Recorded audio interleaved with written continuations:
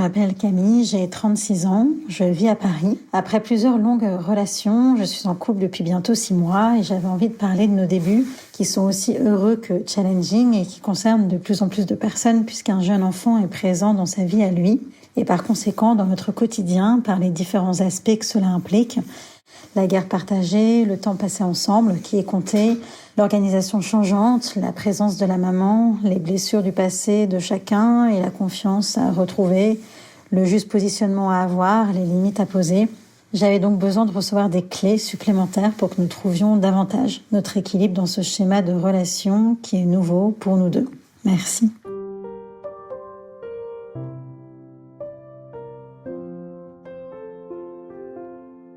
Bonjour et bienvenue sur Au cœur du couple, le premier podcast qui vous donne la parole sur votre vie de couple.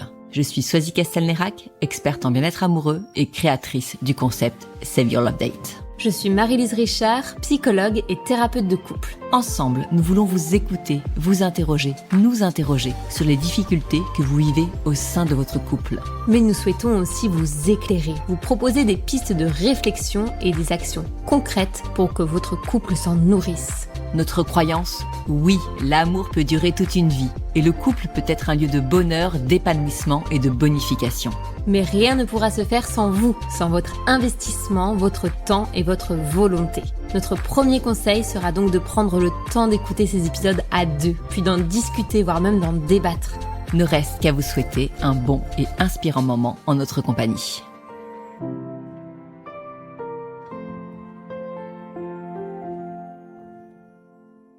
Bonjour à toutes, bonjour à tous. Très heureuse de vous retrouver aujourd'hui avec Marie-Lise pour ce nouvel épisode d'Au cœur du couple. Bonjour Marie-Lise. Bonjour Swazi. Comment te portes-tu à quelques jours, non, oui, si quand même, de ton accouchement. Écoute, je t'avoue, je suis contente là de passer ce moment avec vous et puis j'ai quand même hâte de le rencontrer, ce bébé. Ouais. Je pense que quand les auditeurs écouteront l'épisode, il sera déjà entre tes bras. Donc bien sûr, on leur donnera des nouvelles. Et merci de prendre encore du temps. Tant que tu le peux pour nous, je sais que c'est très précieux, vraiment pour nos auditeurs. Quand on lance des créneaux comme ça de podcast, on a pas mal de succès, donc on est désolé pour tous ceux qu'on peut pas accueillir pour l'instant, mais promis, vous êtes sur une liste et on revient vers vous dès qu'on a des nouveaux créneaux, bien sûr. Et aujourd'hui, c'est avec Camille que nous allons avoir la joie d'échanger. Bonjour Camille. Bonjour Swazig. Bienvenue sur Au cœur du couple et je dis merci de ta confiance. Nous, c'est toujours une confiance qui nous honore de venir comme ça passer 1 heure à échanger avec nous sur ce qui vous pose problème. Donc un grand merci pour ça. Est-ce que tu veux bien en quelques mots te présenter à nos auditeurs ? Oui, alors je m'appelle Camille, donc j'ai 36 ans, je bosse dans l'événementiel et je suis actuellement en couple puisque c'est le sujet depuis bientôt 6 mois, donc plutôt récent encore. Ouais. C'est un premier couple pour toi, une première histoire ou... Non. Moi, je suis séparée. J'étais séparée depuis 1 an, janvier 2025, et j'ai été en couple avec mon dernier conjoint depuis. Ça a duré 6 ans. Et avant, j'ai eu 2 autres longues relations, 2 ans et demi, 2 ans dans le passé. Donc c'est D'accord. La 4e, on va dire. Okay. Relation. Et là, une relation toute jeune, puisque 6 mois. Donc, on se dit qu'est-ce qui peut déjà quelque part poser problème sur cette jeune relation. Est-ce que tu veux bien nous dire ce qui t'amène à nous aujourd'hui? Oui, c'est vrai qu'on dit souvent, c'est jamais bon quand au début d'une relation il y a des sujets. Et je pense aussi que plus on avance dans le temps, et là j'ai 36 ans, j'ai pas 20 ans, effectivement quand il y a plein de sujets à 20 ans, on se dit 20 ans on peut profiter très légèrement d'une relation, et à 36 ans on est marqué forcément par nos histoires passées, par le temps qui est passé, par nos vies à chacun, et effectivement on a tous les deux eu, on va dire, une dernière, cette précédente relation qui nous a fortement marqué et qui a laissé évidemment des traces, même si avec le temps elles font de moins en moins mal et on travaille chacun dessus aussi. Et c'est vrai qu'on rencontre quelques challenges dans ce début de relation qui est tout nouveau pour lui et pour moi d'un point de vue format en fait et style de relation. Je sais pas si je dis maintenant. Oui, je veux bien que tu nous dises voilà ce qui est nouveau dans ce format de relation pour vous deux. Ce qu'on n'a jamais connu tous les deux en fait, c'est que Jean-Baptiste il est séparé avec un enfant de 3 ans. Séparé depuis 2 ans avec un enfant de 3 ans et donc moi séparée depuis 1 an et on n'avait pas eu d'enfant. Et donc moi c'est ma première, j'espère seule relation avec quelqu'un qui a déjà en fait un enfant dans sa vie, qui avait déjà eu ce projet et qui a déjà concrétisé ce projet. Et pour lui, c'est la première fois qu'il est en fait dans une nouvelle relation en fait depuis sa précédente rupture. Donc dans cette relation avec un enfant de 3 ans à gérer et puis une nouvelle personne dans sa vie amoureuse quoi. Quand vous êtes rencontrés, il était séparé depuis 2 ans. Il était resté en couple pendant combien de temps avec la maman de son enfant? Ça avait duré, je pense, pareil peut-être 7 ans, un peu pareil que moi, ouais, à peu près 7 ans. Ok. Et donc ils sont séparés quand leur enfant avait 1 an. Oui. Ok. Aujourd'hui, est-ce que c'est la présence de cet enfant, la gestion quelque part pour vous deux de ce nouveau couple avec cet enfant qui pose problème? Alors c'est marrant parce qu'en plus au fur et à mesure que la relation avance, bien sûr il y a des sujets qui surgissent petit à petit. Et au début, quand on se rencontre, c'est plus la question de l'idée qu'il ait un enfant. Est-ce que ça me gêne? Et pas du tout. Moi, je me suis jamais dit, je veux surtout, alors qu'il y a des personnes qui disent, je veux surtout pas être en couple avec quelqu'un qui a déjà eu ce projet-là. Je veux vraiment quelqu'un qui ait jamais concrétisé ce projet-là, qui ait pas d'enfant. Je préfère, ça me paraît plus simple. Moi, je me suis jamais dit, c'est un no-go, je ne veux pas. C'est vrai que plus on avance, en fait, c'est pas tellement la présence de l'enfant. Je trouverais ça d'ailleurs, en tout cas pour moi, terrible de dire ça. C'est plus qu'il y a une gestion du quotidien, évidemment, qui est autre que dans un couple avec quelqu'un qui n'a pas d'enfant, en fait. De l'ordre de l'organisation et du planning et on peut pas se voir, en fait, quand on veut. On peut pas se voir dès qu'on a envie de se voir. C'est pas aussi simple que ça, en fait. C'était un des premiers points, pas bloquant, mais un des premiers challenges, en fait, qui s'est présenté à nous et à moi, en tout cas. Mais ça, c'était clair dès le début. Dès que tu l'as rencontré, tu as su qu'il avait un enfant. Il avait peut-être la garde 1 semaine sur 2. C'est une garde qui est autre parce que il trouve que qu'il est trop petit. En tout cas, jusqu'à maintenant, qu'il était trop petit pour faire 1 semaine sur 2. Et donc, c'est un week-end sur 2. Et puis, en gros, c'est 2 jours et le full week-end. Et après, ils alternent la semaine qui suit. Donc, il y a des semaines où on va se voir 2 jours, on va dire, et des semaines où on va se voir 5 jours. Ok. Donc, mais ça, le rythme était comme ça dès le départ. Le rythme était comme ça. Alors c'est vrai, j'ai eu des petites, ça a un peu évolué. Quand on s'est rencontrés, leur garde était, au départ c'était la garde qu'ils avaient. Et en fait, au moment où on s'est rencontrés, la garde était un peu sans dessus dessous, on va dire. Donc c'était même pas ça. C'était un peu et ça a été difficile parce que c'était en gros chaque semaine est différente. Chaque semaine on s'organise pour la semaine qui suit. Donc il y avait 0 visibilité du tout. Okay. Et bon, alors au début c'est moins gênant parce que de toute façon au début on se voit pas tout le temps. Il y a un peu de gêne sur quand est-ce qu'on se propose de se voir. Donc c'est forcément last minute, je dirais, au début en fait. Et puis quand la relation s'installe petit à petit, là c'est devenu un peu plus challenging. Et là on en avait parlé.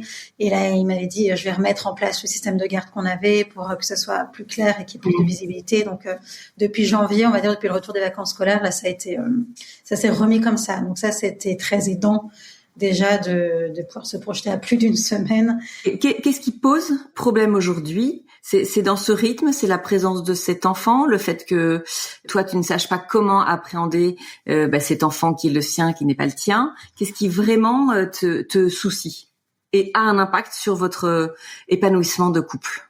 Je trouve que c'est la frustration à gérer de pas se voir quand on veut et d'alterner le rythme. D'avoir 1 semaine où on va beaucoup se voir, suivi d'1 semaine où on va pas beaucoup se voir, suivi d'1 semaine où là ça a été les vacances scolaires, donc il y a eu 1 semaine où il n'avait pas de la semaine, donc on s'est beaucoup vu. Puis après ça y est, c'est la rentrée, on se revoit 2 jours. Et puis après il y a aussi quelque chose, c'est un sujet qu'on a abordé assez rapidement, c'est évidemment lui il a 50% de son temps entre guillemets où il est libre, où il est pas avec son fils. ce temps-là, il me l'accorde, je dirais, presque totalement. Et en même temps, il a aussi des choses à faire, ce qui est normal. Il a des amis à voir, il a sa famille à voir, il a des trucs de boulot, du sport. Donc, à 50% de son temps qui est libre, c'est pas 50% totalement du temps qui m'est bien sûr. Réservé, et ce qui est normal.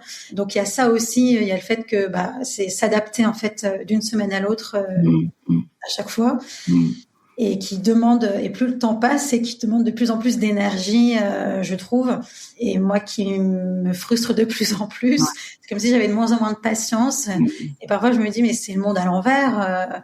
Finalement, c'est au début où ça aurait dû être le plus difficile, parce que je découvre, je connais pas, j'ai jamais vécu ça. Et en fait, c'est plus le temps passe, et plus je trouve ça extrêmement frustrant et difficile en fait à vivre. Et en même temps, je me dis, c'est pas normal non plus. On est de mieux en mieux l'un avec l'autre. On a de plus en plus envie de se voir, et du coup, ça devient de plus en plus frustrant de vraiment pas gérer comme on aurait envie de gérer dans l'idéal. Et ça, quand tu lui exprimes ça, cette frustration, qu'est-ce qu'il te répond, lui? Non, il est hyper compréhensif, et il devine à quel point ça peut être difficile pour moi. Et donc, c'est vrai qu'il me dit que déjà depuis le mois de janvier, depuis que la garde a été remis en place, on va dire, la garde organisée a été remise en place, que c'est déjà mieux. Et à la fois, c'est vrai qu'il me dit que, ce qui est vrai, c'est que son temps, il me l'alloue, le temps qu'il a, entre guillemets, sans son fils, il me l'alloue vraiment presque intégralement. Et ça, je le sais, je le vois et je le sais. En fait, c'est pas tellement contre lui, c'est plus contre la situation que parfois je suis ou en colère ou je suis très frustrée. C'est pas tellement contre lui, bon, même s'il y a certains trucs où j'aimerais qu'il se positionne un peu plus. Comme quoi, par exemple? Là, on va rentrer dans des sujets plus vis-à-vis, c'est la présence de son ex-femme.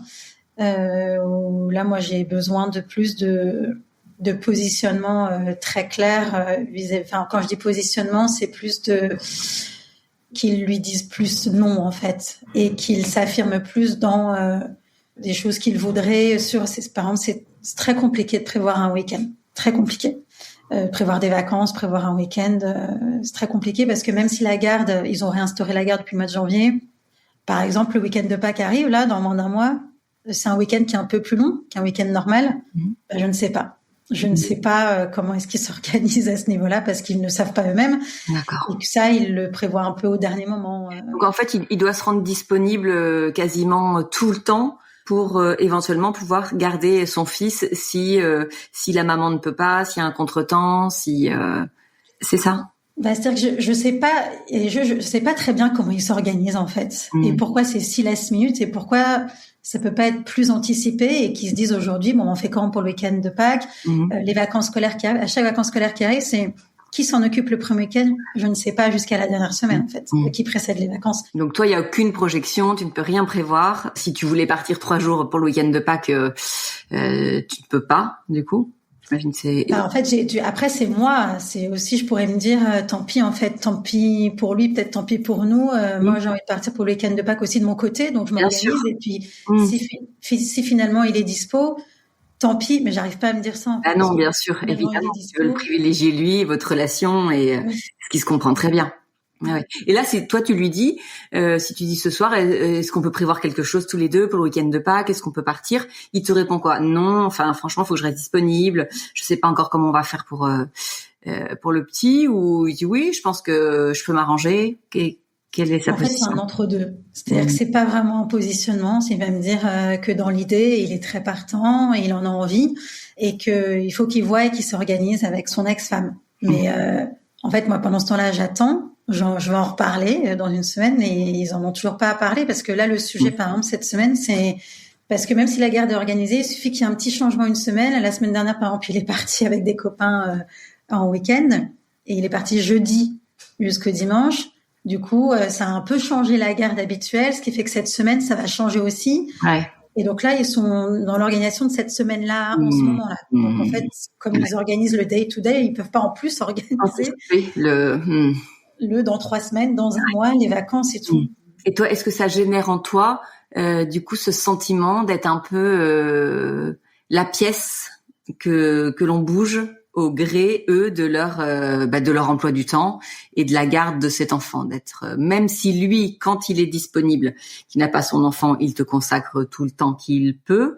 En dehors de ça, est-ce que, tu vois, t'as ce sentiment, d'être, un peu la dernière roue du carrosse, c'est à toi d'être vraiment malléable, d'être disponible et de t'accorder, en fait, à eux deux. Oui, c'est un peu l'impression que j'ai, de me dire qu'en fait, que dès qu'il est disponible, je dois être disponible, sinon on se verra pas, en fait. Et du coup, je dois être dépendante un peu de leur planning. Et même si lui, il me pousse, il me dit, en fait, organise-toi aussi de ton côté. Si t'as un truc, t'as envie de prévoir un dîner la semaine prochaine, on sait pas encore la garde, accepte ton dîner et puis on se retrouvera après ton dîner et tout. Et chose que j'ai pu déjà faire par moment, mais en fait, je vois bien moi comment je réagis. Et bizarrement, ça tombe toujours mal.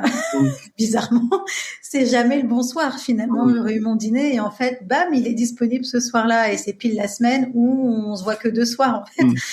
Et après, parfois je me dis mais en fait, je suis beaucoup trop dépendante de lui, de cette histoire. Faut que je fasse ma vie toute seule. Mais je me dis mais c'est compliqué comme positionnement à la fois de vouloir s'investir dans un couple et une histoire d'amour et à côté se dire non je fais ma vie de mon côté toute seule et puis lui il vient dans ma vie quand c'est possible. Évidemment que c'est pas deux choses qui coïncident très bien, enfin qui permettent aussi au couple de s'épanouir et d'évoluer.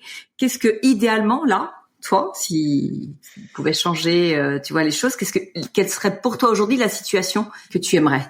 C'est vrai que c'est difficile de répondre à cette question parce que là, j'allais dire il y a quelques secondes, c'était comme si j'avais l'impression que c'était une situation inextricable et qu'il y aura toujours un sujet. C'est vrai qu'on a eu une grosse discussion la semaine dernière et il y a quelque chose qui va changer évidemment et qui améliorera le quotidien et facilitera le quotidien, c'est quand j'aurai rencontré son fils. Je dis pas que je passerai ma vie avec eux, mais évidemment que des moments où on aura envie de se voir et qu'il sera avec son fils un week-end ou un soir dans la semaine, ça ne m'empêchera plus de venir peut-être dîner un soir chez eux, de passer un moment avec eux pendant le week-end. Ça va évidemment solutionner des choses et on en a. Et ça, vous avez posé les conditions pour ça? Est-ce qu'il y a une deadline? Est-ce que c'est à toi de dire quand tu te sens prête? Est-ce que c'est lui qui t'ouvrira la porte quand il aura envie de te présenter son fils? Qu'est-ce que vous avez posé comme condition pour ça? Aucune. Et peut-être que on aurait dû ou j'aurais dû poser la question. Toi, tu ne sais pas si c'est la semaine prochaine, à Pâques, cet été ou dans un an. Non, j'espère pas dans un an, mais effectivement, je ne sais pas. Et après, je me suis dit, c'est la première fois qu'on en parle. Je sais que c'est un sujet qui est quand même important, à la fois pour lui, pour moi.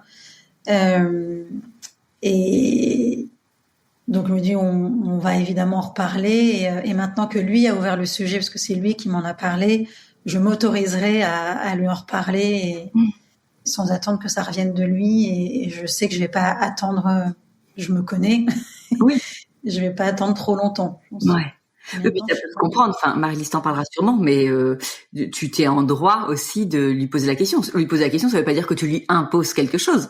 Ça veut dire que tu t'intéresses et que pour toi, comme quand même tu conçois ça, cette rencontre et cette possibilité de voir son garçon comme aussi une opportunité de passer davantage de temps avec lui et avec eux. Enfin, ça se conçoit complètement. Je trouve et puis c'est plutôt pour lui un témoignage de ton amour et de ton envie de t'engager, plutôt qu'une ingérence. Et encore une fois, en lui posant la question, tu ne lui imposes pas toi ce que tu souhaites, mais je pense que c'est important que lui se positionne aussi là-dessus, que tu puisses toi savoir ce qu'il en est et comment il conçoit les choses. Donc toi, c'est ça que tu vois un peu en changement possible dans votre relation pour pouvoir t'y investir plus pleinement, c'est de pouvoir rencontrer son fils.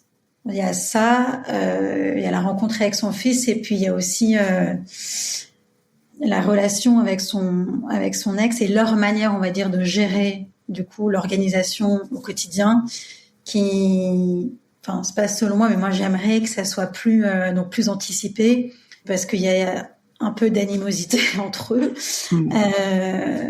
Alors après, ça c'est leur sujet à eux et c'est pas le mien, le fait qu'il y ait de l'animosité ou non. Mais c'est juste que ça a un impact du coup sur la manière dont la garde est gérée. et même dans sa manière à lui de se positionner vis-à-vis d'elle, qu'il soit plus ferme en fait, qu'il soit plus ferme, et je pense que ça aura un impact aussi sur la suite. Et aujourd'hui, ça, quand tu lui exprimes ça, que tu aimerais qu'il soit plus ferme avec son ex-femme, qu'est-ce qu'il te répond? Non, il comprend et il est plutôt d'accord. C'est vrai que s'il n'est pas aussi ferme, je pense qu'il le voudrait, c'est au départ parce que c'est quelqu'un de très gentil et que il essaye parfois de calmer certaines discussions qu'ils peuvent avoir ensemble et où il veut pas que ça monte dans les tours, et donc lui, pour moi, il s'oublie un peu. Après, je suis peut-être complètement baisée parce que c'est avec lui que je suis et que je vois du coup les choses de cet angle-là. Et après, lui, il me raconte les choses d'une certaine manière. J'imagine que si je discutais avec son ex-femme, elle me raconterait pas les choses tout à fait de la même manière. Mais je pense quand même que, il va pas mal dans son sens, pas à 100% du temps, mais pas mal dans son sens, et que je trouve que c'est pas forcément à son avantage à lui et qu'il s'oublie un peu. Et je pense qu'il y a beaucoup de choses qu'il s'autorise pas à lui dire.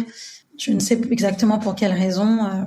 Et je pense que ça lui fera du bien aussi de s'autoriser à dire certaines choses. Est-ce qu'elle a connaissance de votre relation? Oui. Oui, d'accord. Et ça, c'est quelque chose qui est accepté? Ça a été pas simple. Ça n'a pas été simple, pardon. Okay. Elle est en couple. Elle est en couple. Depuis longtemps. Ok. Et pour autant, le fait que lui se mette en couple, ça n'a pas été quelque chose. Comme ça vient changer quelque chose dans le quotidien, que lui nécessairement, il est un peu moins disponible au téléphone, dans les messages, parce qu'on est ensemble, qu'il a voulu réinstaurer la garde en janvier, etc. Il y a évidemment des changements du coup qui s'opèrent dans leur rapport à tous les deux, on va dire. Et du coup, ça n'a pas été un peu d'animosité. Ok. Et aujourd'hui, votre couple, tu dirais qu'il va comment? Ce couple de 6 mois, là, comment est-ce qu'il va? Comment est-ce que vous vous portez? Nous deux, ça se passe vraiment hyper bien. Hyper bien. On est très amoureux. Et en fait, c'est marrant, mais évidemment, le fait de pas se voir tout le temps et d'avoir débuté notre relation comme ça, ça crée un manque qui est énorme et assez rapidement, en fait. Donc, ça crée le désir, ça crée l'envie de se voir. Et du coup, c'est marrant parce que on se dit d'un côté, on se voit pas autant qu'un couple qui serait pas dans cette situation-là, et en même temps, peut-être que l'envie de se voir est encore plus grande que du coup un couple qui connaît pas cette situation-là, en fait. Et du coup, je pense que notre relation, ça a démarré, je dirais, assez sainement, du coup, parce que on peut pas se voir quand on veut, en fait. C'est pas aussi facile que ça. Et donc, assez rapidement, on a quand même été amenés à avoir des discussions, à parler de nous, et à rentrer, je trouve, quand même dans une relation assez mature, assez rapidement. Et du coup, à la fois, on peut se dire, c'est pas très léger dès le début. Et en même temps, dans ce genre de situation, c'est compliqué de pas avoir certaines discussions assez vite, quoi. Donc, c'est comme ça. Mais du coup, ça se passe hyper bien, vraiment, entre nous.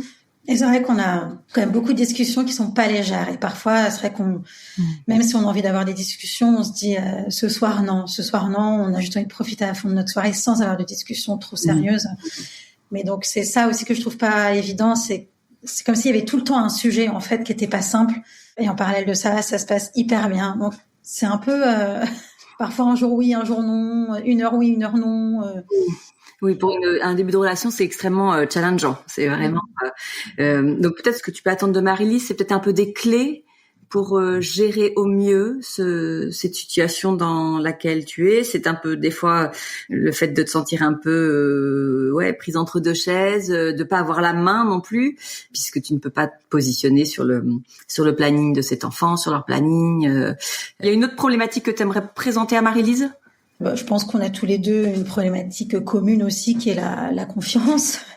Même si aujourd'hui on se montre mutuellement que on s'aime très fort et qu'on est hyper bien l'un avec l'autre et que on se projette et qu'on essaie justement de faire attention tous les deux à comment réussir à se donner confiance et à ce que l'autre se sente bien dans cette relation et n'ait pas de doute justement sur ce sujet-là je pourrais aller voir ailleurs ou D'accord. Oui, c'est un manque de confiance dû à vos histoires, peut-être à ce que chacun a vécu dans les histoires précédentes, c'est ça? Oui, on a connu tous les deux je peux dire des drames, mais pas mal de situations un peu difficiles. Chacun à notre manière de trahison. Et du coup, je pense qu'on est blessés tous les deux, même si on a chacun fait un gros travail sur nous et qu'on continue mutuellement de faire chacun de notre côté, et je pense ensemble aussi. Mais en tout cas, je veux dire, quand on s'est mis ensemble, on sait pas. Je pense qu'on cherche pas à se réparer ensemble. On a fait un gros travail, chacun de notre côté, avant de se mettre ensemble. Mais il y a évidemment des petits résidus par-ci par-là qui se réveillent de temps en temps. Et c'est vrai que c'est une chose de faire un travail sur soi pour comprendre. C'en est une autre que une fois dans une nouvelle relation, gérer, tout ce avec quoi on vient. Donc ça, on peut tout à fait comprendre et vous avez l'air d'en être conscient. Donc ça, c'est plutôt très positif. Ouais. On en est conscient et on en parle aussi. Et c'est vrai que pour le schéma de relation dans lequel on est, moi, la présence d'une ex-femme au quotidien, qui est tout le temps là et qui serait toujours là, parfois c'est vraiment un sujet qui est compliqué pour moi, mais il me rassure comme il peut, et parfois il me rassure très bien. Et il y a des moments où ça devient complètement irrationnel et où je me fais des films et lui, moi, il n'y a pas la présence de mon ex au quotidien, puisqu'on est vraiment séparés. Il n'y a pas d'histoire d'enfant. Enfin, je veux dire, on n'est pas en lien, mais c'est vrai que c'était un ami avant, et donc c'est vrai qu'on peut encore se croiser, se voir. On a déjà ensemble il n'y a pas très longtemps, et lui, c'est compliqué. Donc, on a mutuellement un peu le même sujet. Bon, je pense que vous êtes quand même dans une situation assez classique d'un couple qui, d'adultes de 36, 40 ans qui refont couple après des histoires passées, après avoir eu des enfants. Et c'est sûr que on aimerait qu'il y ait beaucoup de légèreté dans ces relations-là, mais si on les veut sérieuses, on ne peut pas faire abstraction de tout ce qui vient interférer, qu'il faut vraiment prendre en compte ça. Merci beaucoup Camille pour tous ces éléments. Je pense qu'on a nourri Marie-Lise pour qu'elle puisse vous apporter des clés à tous les deux pour gérer au mieux ce début de relation.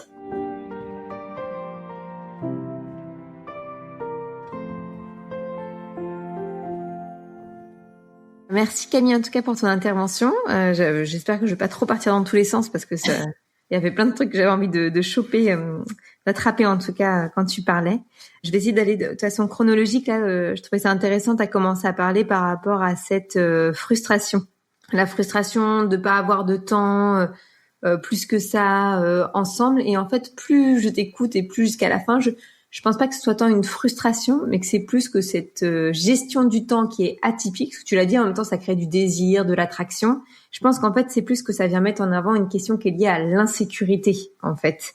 Parce que cette gestion du temps, comme tu l'as dit, manque de clarté, manque de visuel sur la priorité de votre couple. Et je crois que c'est plus ça, en fait. Faut plus voir ça sur un angle, en fait, d'insécurité qu'une frustration. Parce qu'au contraire, tu as dit que ça pouvait aussi avoir des vertus positives et ce genre de choses. Je crois que c'est plutôt comme tu l'as dit, si je me dis, en fait, à ta place. En plus, on en reparlera après, mais avec tout ce passif autour de la question de la confiance, de la trahison, des blessures que tu as pu avoir, c'est aussi se dire, en fait, où est ma place, comment notre couple est priorisé. Et donc, c'est plus ça qui va amener de la frustration ou du désarroi, plus qu'au final, je pense qu'une question de quantité de temps. Forcément, on aimerait en avoir plus. Mais je pense que le cœur du problème, c'est pas tant la quantité et de combien de temps vous allez vous voir ou comment ça va se passer. La vraie question, c'est les deux points, moi, je trouve, dans cette gestion atypique organisationnelle. C'est à la fois ce que tu as dit, de devoir avoir l'impression d'être disponible quand tu es disponible, et qu'en même temps, ils me disent quelque chose de très paradoxal, mais t'as qu'à faire ta vie, on s'adapte. En fait, ça crée un élément de dissonance complète dans votre couple et dans votre esprit, qui est on s'investit, on est trop amoureux, on s'aime, mais on fait notre vie chacun de notre côté. En fait, c'est complètement dissonant pour un cerveau humain et pour un couple. Et en fait, tant que ça existe, cette situation sera inconfortable, en fait, pour toi.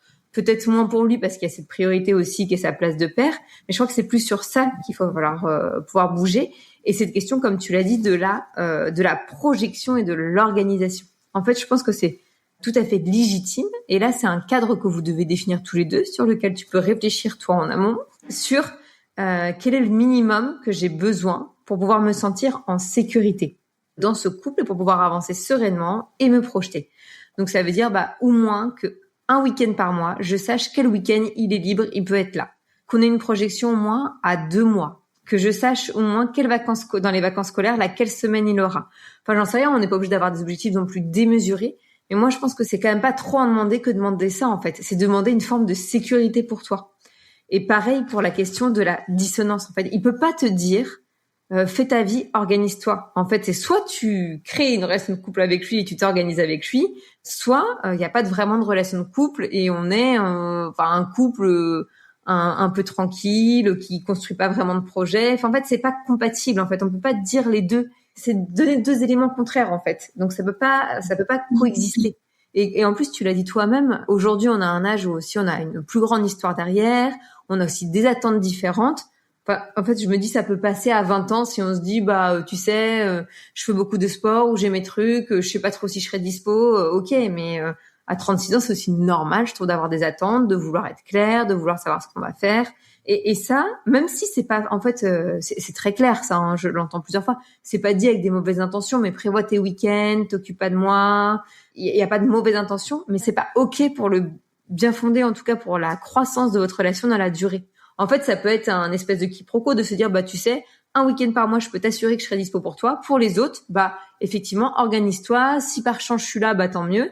Mais vous voyez, c'est pas la même chose. En fait, il y a un cadre qui est clair. C'est je sais qu'il est pour moi. Je sais qu'il priorise notre couple à ce moment-là.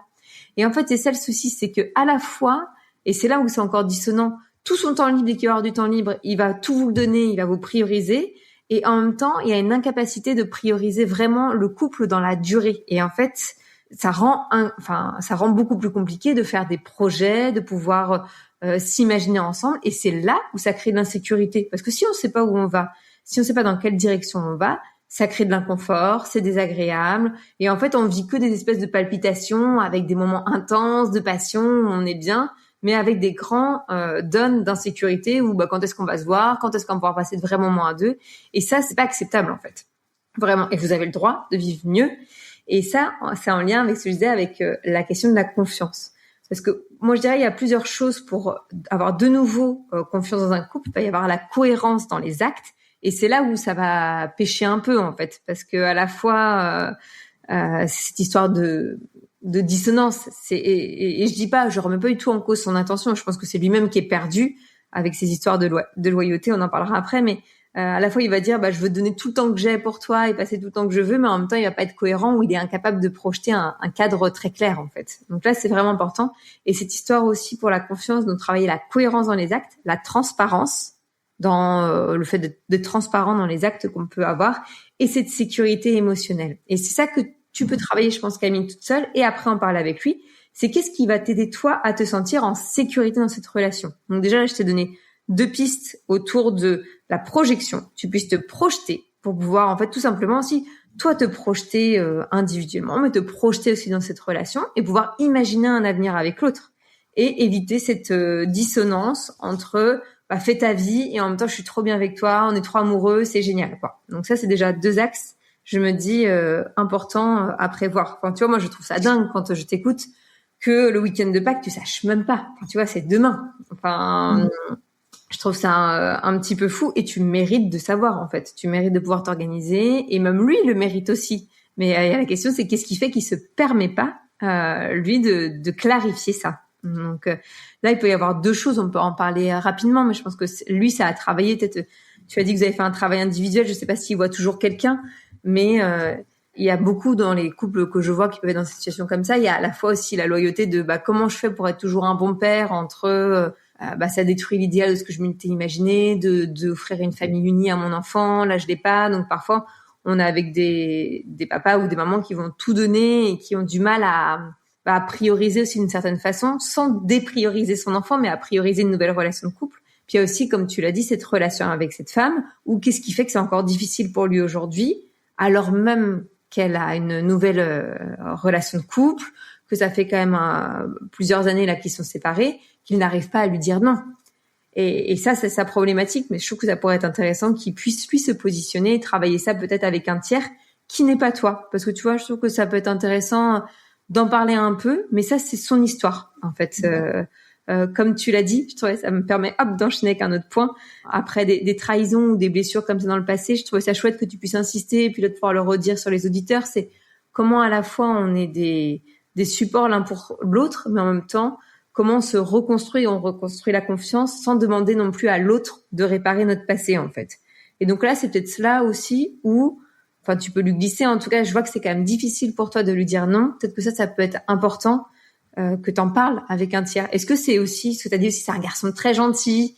Peut-être que c'est une problématique qui dépasse sa relation avec son ex-femme. Qu'est-ce qui fait que il est toujours dans le je dis oui, je m'adapte, je suis souple, que ce soit peut-être avec ses parents, avec ses frères et sœurs, ses amis. La question aussi de la place, de sa place à lui, de pouvoir prioriser ce qui lui tient à cœur. Donc ça, c'est voilà un peu un aparté, mais je trouve ça intéressant pour avoir ça en tête.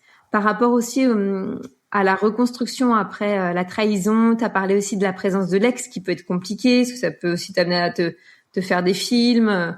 Moi, je trouve que c'est important de distinguer dans ces situations-là. Comme tu l'as dit, en fait, il y a les peurs liées au passé et de pouvoir à la fois distinguer qu'est-ce qui est de l'ordre de la peur en lien avec mon histoire. En gros, c'est des peurs plus fortes que moi, des espèces de pulsions qui viennent où je suis un peu angoissée, j'ai peur.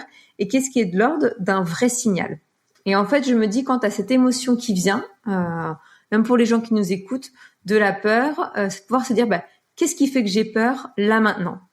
En fait, j'ai peur, c'est juste parce que je me rends compte que ça m'appartient, il y a des choses en lien avec mon histoire. Ou qu'est-ce qui fait que j'ai peur ? Là, quand même, elle lui écrit beaucoup plus souvent, il la voit beaucoup plus. Je dis n'importe quoi, mais par exemple, quand il appelle, il n'arrive pas à ne pas répondre tout de suite, alors qu'habituellement, il pouvait rappeler à la fin du repas. J'observe des choses, des éléments concrets dans le quotidien qui m'amènent à m'inquiéter. En fait, c'est distinguer qu'est-ce qui est de l'ordre plutôt de la peur générale qui t'appartient en lien avec ce que tu as pu vivre et qu'est-ce qui est de l'ordre d'un vrai signal en lien avec des sensations que tu peux avoir et de rapporter des éléments concrets, des faits concrets. Qu'est-ce qui fait ? En fait, c'est se poser cette question un peu sommaire. Qu'est-ce qui fait que j'ai peur ? Et tu as une réponse qui vient, j'en sais rien, voilà, elle appelle plus. Qu'est-ce qui fait que ça me fait peur ? Qui l'appelle plus ? Et en fait, on enchaîne comme ça un peu dans sa tête cette question, je vois, c'est qu'est-ce qui fait que à chaque réponse pour voir si au final c'est juste une peur vraiment propre à nous ou est-ce qu'il y a vraiment des faits et là on peut le rapporter à l'autre. Et en fait, peut-être qu'il y aura rien, mais ça permet après dans la discussion de couple de venir avec des vraies discussions plutôt que juste j'ai peur qu'elle revienne dans ta vie, que tu reviennes avec elle. Enfin, concrètement, ça va rien mener dans votre discussion à deux. Si tu lui dis ça, il va juste te dire pas du tout, je vois pas de quoi tu parles. Alors que si tu arrives avec des éléments concrets sur lesquels tu as réfléchi, tu vois, il y a ça qui me questionne. Et là, ça pourra amener des choses peut-être en tout cas plus adaptées. Et par rapport à la rencontre avec son fils, moi je trouve qu'il y a 2 points de vigilance. À la fois, il y a la question de la place. Tu nous en avais parlé avant le podcast, un peu moins là, mais tu en avais très bien parlé, je trouve, par rapport à la place qu'on peut avoir en tant que beau-parent, en tant que belle-mère ou beau-père. C'est aussi quelle place on va prendre, de pouvoir en discuter ensemble. C'est très compliqué parce qu'à la fois on peut être très présent et s'investir pleinement avec ces enfants-là et en même temps il y a rien d'écrit quoi. Donc c'est quelque chose qui va s'écrire à la fois avec l'enfant, à la fois avec le nouveau conjoint. Mais c'est déjà imaginer quelles pourraient être tes inquiétudes à toi par rapport à quand tu arrives dans cette relation, en tout cas de lui en tant que père avec son fils. Quelles pourraient être ses inquiétudes à lui aussi ? Est-ce qu'il pourrait avoir des peurs particulières ? Et aussi quelle relation ?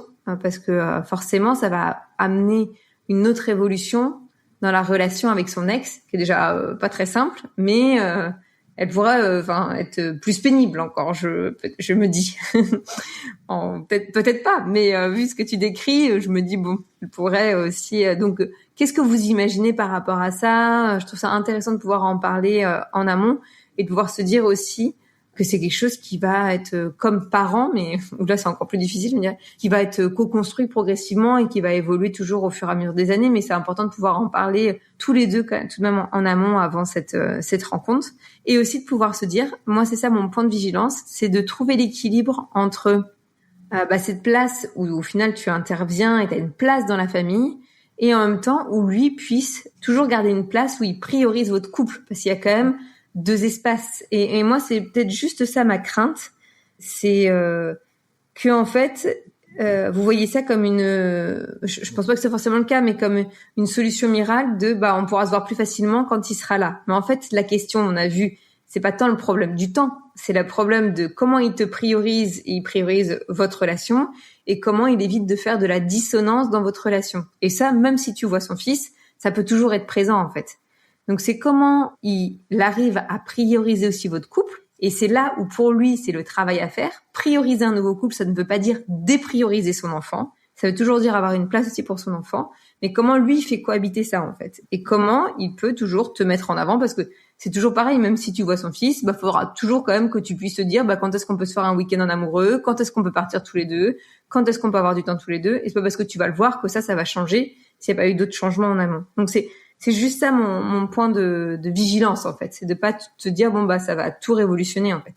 Ça va amener peut-être plus de projection et de réassurance en se disant s'il me présente son fils, c'est qu'il a confiance en moi et qu'il se projette plus loin avec moi par rapport à ça. Ça peut-être permettre d'avoir moins de doutes, mais ça va pas permettre de fructifier votre amour, si je puis dire, dans le sens aussi sur tout ce qui est chouette et tout ça.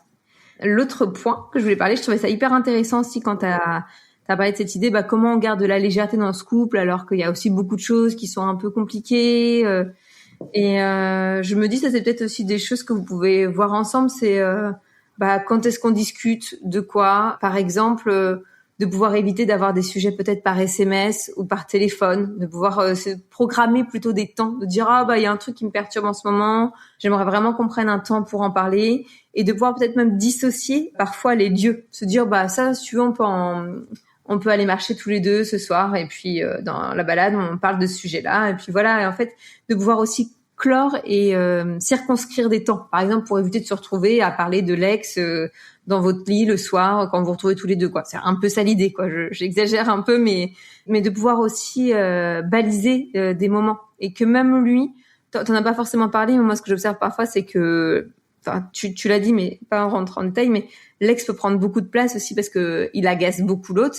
C'est qu'aussi toi tu puisses être au clair sur qu'est-ce qu'il peut te dire sur son ex, mais aussi quelles sont tes propres limites. En fait, dire écoute, là encore je t'oriente, va faire un travail avec un thérapeute si tu as besoin d'en parler, mais moi je suis ok, c'est normal, on est un couple, là encore on se projette, on partage nos émotions et tout ça, mais il y a des choses non plus que j'ai pas besoin d'entendre ou d'accepter, où je suis pas là pour que tu te déverses sur toute ta colère tous les soirs vis-à-vis d'elle en fait. On est aussi dans une période de lune de miel, de période chouette de la vie de couple, et vous êtes pas obligé de subir ça en fait non plus, de vivre ça.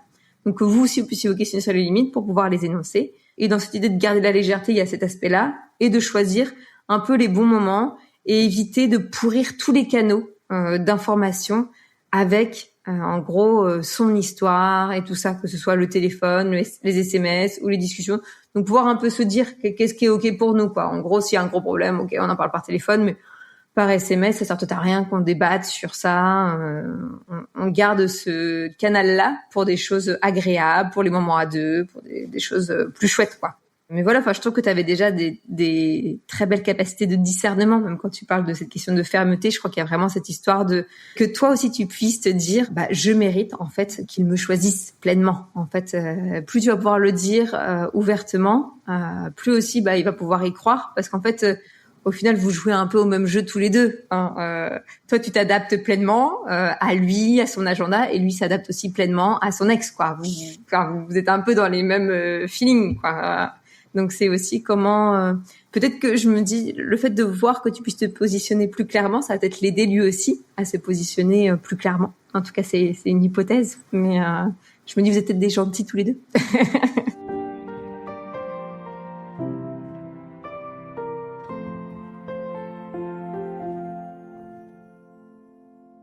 Merci beaucoup Marie-Lise, c'était très complet. Je pense que là tu as donné plein de points de réflexion à Camille. Camille, comment est-ce que tu reçois? Moi, la phrase qui m'a marquée, Marie-Lise, et ça va pas t'étonner, c'est le fait qu'on puisse prioriser son nouveau couple sans déprioriser son ou ses enfants de l'union précédente. Je trouve ça c'est très très important de se le redire. C'est comme nous on le dit, on peut prioriser son couple sans déprioriser ses propres enfants, mais on peut aussi le faire dans une nouvelle relation. Camille, qu'est-ce que tu peux partager avec nous après ce que tu as entendu de Marie-Lise? C'est riche. Je me dis déjà, il y a plein de choses qu'on fait pas bien. Enfin, non, c'est pas qu'on fait pas bien, mais c'est sûr que je pense qu'on est un peu parasité, effectivement, de tous les côtés. Et donc, du coup, ça me parle. Il y a beaucoup de choses que tu as dit qui me parlent, Marie-Lise. Là encore, ce matin, je me dis, je vais envoyer un message parce que j'arrivais pas à me contenir. Et du coup, il y a beaucoup de choses. Ça passe partout. C'est par le téléphone, appel vocal, par un WhatsApp. Puis hier soir, où on parlait, on était dans le lit et je me dis, effectivement, on peut pas parasiter tous nos moyens de communication, et tout le temps, en fait. Même si parfois, je trouve que c'est difficile d'être patient et de se dire, là, on se voit jeudi. J'attends jeudi pour qu'on discute. Mais bon, ça permet aussi peut-être soit de redescendre, et pas, parce qu'être dans la surréaction, c'est pas très bon non plus, et de parler tout de suite quand on a un truc qui nous monte à la tête, et de déverser sur l'autre tout de suite. Donc, il y a pas mal de clés. Effectivement, cette phrase-là que tu as dite, que il peut nous prioriser sans délaisser son fils. Je pense que, je pense que c'est un challenge. C'est vrai qu'on n'a pas parlé, comme on a tout juste commencé à parler de la potentielle rencontre avec son fils. J'imagine que c'est une problématique qu'il doit ressentir, de comment faire les deux, en fait. Comment gérer ma relation et comment gérer encore mon quotidien avec mon fils, sans avoir l'impression d'abandonner l'un, d'abandonner l'autre. Et donc, je pense que c'est quelque chose qui peut lui faire du bien à entendre comme phrase, et qu'il y a des solutions, en fait, pour y arriver.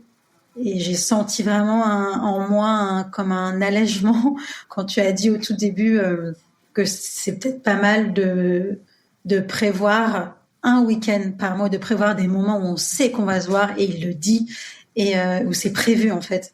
Et je sens, je sais que c'est ce dont j'ai besoin, et ça peut-être lui aussi, certainement, et que ça va nous aider. Et en fait, quand tu l'as dit, j'ai senti une espèce d'ouverture en moi, et c'est vrai que parfois je me dis, non, mais ça c'est pas possible, on peut faire comme ça, on peut pas faire comme ça.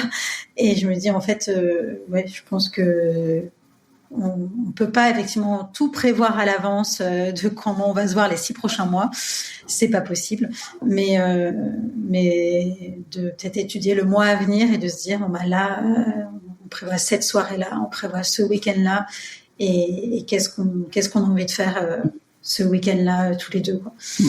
Et oui, je pense que ça, j'ai vraiment senti en moi une ouverture, quoi, quand tu as dit ça. Je pense que Marie-Lise, tu me diras si t'es d'accord, mais on ne peut pas vivre un couple quand on est dans ce contexte-là, déjà d'avoir des histoires passées et de venir dans ce couple avec cette histoire et les enfants, comme on construit un couple quand on a 20-25 ans, il y a un challenge qui est évidemment qui est supplémentaire et qu'il faut prendre en compte. On peut pas le vivre en se disant je voudrais faire comme si. C'est que en fait, ok, ce couple on choisit tous les deux, on veut faire quelque chose ensemble, mais il faut qu'on soit bien conscient que on a des choses qui viennent interférer, qu'il faut qu'on les prenne en compte dans notre relation, et donc dans nos habitudes, dans nos façons de communiquer. On aimerait évidemment que ça ne soit pas là, mais parler de cette relation passée qui aujourd'hui a un impact sur notre couple, on n'a pas le choix. On doit en parler, c'est pas drôle, on n'a pas envie, mais on doit en parler. Mais par contre, on se donne les bonnes conditions pour en parler dans un certain contexte. Mais je pense que chercher à vivre ce début de relation, ce couple, comme si il y avait comme s'il était vierge de tout, en fait, quelque part, c'est pas possible. Peut-être que une fois qu'on l'accepte, ça, on se dit qu'est-ce qu'on fait pour justement adapter notre situation à ce qu'on vit, quels sont les moyens qu'on se donne, et on s'allège aussi de quelque chose. Mais je pense effectivement, là il y a plus de challenges. Vu la période, vu le contexte, mais je pense qu'on a toujours en fait plus ou moins des challenges. Regarde, même on a beaucoup parlé des couples de militaires, mais par exemple, tu vois, c'est pareil, c'est un challenge aussi. En fait, moi, je crois que c'est juste pouvoir se dire, en fonction du type de challenge qu'on peut avoir, c'est de pas en faire c'est comme ça, et voilà, on n'a qu'à vivre avec. Non, c'est plutôt qu'est-ce qu'on en fait. En fait, on a ce contexte qui est particulier, par exemple l'émission, là, une famille recomposée. Mais qu'est-ce qu'on en fait et comment on peut vivre avec ça pour qu'on soit en sécurité et bien tous les deux et que notre relation puisse s'épanouir et construire. Et parfois aussi, c'est un état des lieux de se dire c'est pas possible pour moi, c'est trop compliqué, et ça pourrait être ok quoi, et ça s'arrête là. Mais c'est poser cette question-là en fait, c'est de pas subir et comment continuer d'être acteur dans ce challenge. C'est ça vraiment en fait, pour se dire en fait on a le droit de choisir, mais on a le droit de se positionner tous les deux quoi. Et on a le droit aussi de poser des limites dans cette relation. Donc, voilà ce que j'accepte, mais voilà ce que je ne suis pas prête à accepter aujourd'hui pour ma relation de couple. Et est-ce que tu penses, Camille, que vous allez pouvoir écouter ensemble cet épisode? Oui, je pense. Ouais. Je l'ai prévenu, je lui ai dit que j'enregistrais cet épisode. Et je lui ai demandé s'il voulait que je change le prénom, son prénom et tout. Il m'a dit, c'est toi qui choisis. Enfin, il me dit pas non, donc non, c'est notre histoire. On garde le prénom, son prénom. Oui, je pense que oui, donc on pourra l'écouter tous les deux et qu'il sera content des clés que vous nous donnez. Parce que je pense qu'il y a plein de solutions et de petites choses auxquelles on pense pas en fait, parce que comme on découvre tous les deux et qu'on n'a pas le manuel d'instruction pour débuter ce genre de relation. Je vous remercie parce que je pense que c'est hyper important. Enfin important, on me dit c'est une aide d'avoir votre regard et d'avoir vos clés, vos conseils. À un moment, je me suis même dit on va faire une thérapie de couple, je sais pas. Je me suis dit c'est peut-être un peu tôt, mais au moins ça posera peut-être des bases hyper saines. Donc oui, non, je pense qu'on l'écoutera tous les deux, oui. Ça peut être un bon premier déclencheur de choses que vous allez pouvoir mettre en place. Ce qui est bien, c'est qu'il y a des choses très concrètes qui sont à votre portée. Ce qui va jouer maintenant, c'est votre volonté à chacun d'agir pour que votre couple ait davantage, respire davantage et puisse s'épanouir en s'accommodant de ce que vous devez absolument prendre en compte et qui gravite autour de vous. Voilà, ça en fait pas une histoire d'amour qui est perdue, mais qui vous demande à tous les deux. Mais j'ai l'impression, en tout cas vous, on sent, comme l'a dit Marie-Lise, que vous avez ce talent de discernement et cette possibilité intellectuelle de le faire. Voilà, j'imagine que Jean-Baptiste aussi. Donc quand on a ça déjà, c'est une vraie chance pour pouvoir avancer. Merci encore de votre confiance, Camille. Merci Marie-Lise de ta disponibilité et puis de tes conseils toujours si précieux et si bienveillants. Merci à tous et à toutes pour votre écoute. Merci de parler du podcast autour de vous pour nous aider à rayonner encore davantage. On vous souhaite d'être d'heureux amoureux et on vous retrouve très vite pour un nouvel épisode d'Au cœur des couples.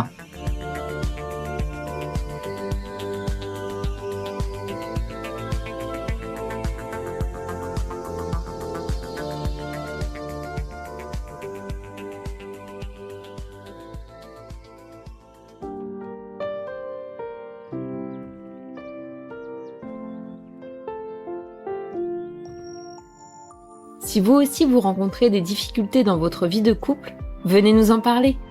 Laissez-nous un message sur aucoeurducouplepodcast@gmail.com ou via Instagram sur la page Au cœur du couple. Nous sommes là pour vous.